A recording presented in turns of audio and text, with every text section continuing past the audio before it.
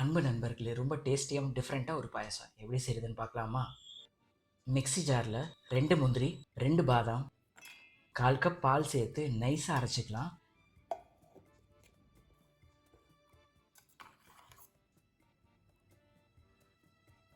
அடுத்தது கொஞ்சமாக குங்குமப்பூ, 1/4 கப் வெதுவெதுப்பான பால் சேர்த்து குங்குமப்பூவை ஊற வச்சுக்கலாம். அடுத்தது 1 டேபிள் ஸ்பூன் நெய், தேவையான முந்திரி, பாதாம், திராட்சை சேர்த்து வறுத்து எடுத்துக்கலாம்.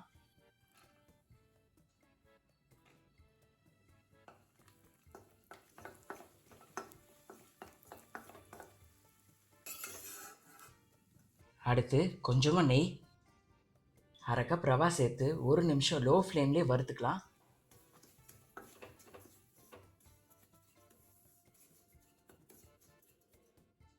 கூடவே 1/2 கப் தண்ணி சேர்த்து ரவையை நல்லா வேக வைக்கலாம்.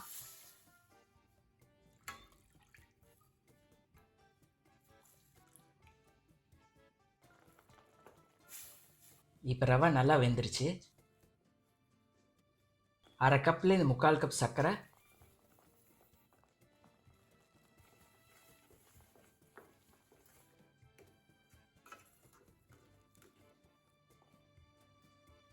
கூடவே 1/2 கப் பால் சேர்த்து நல்லா கலரிக்கலாம்.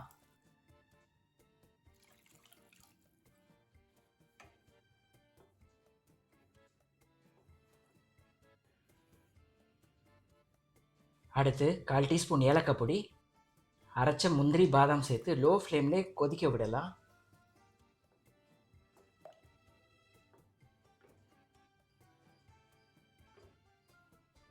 கடைசியாக குங்குமப்பூ பாலும் வறுத்த முந்திரி சேர்த்தா சூப்பரான ரவை பாயசம் ரெடி ஆயிடுச்சு.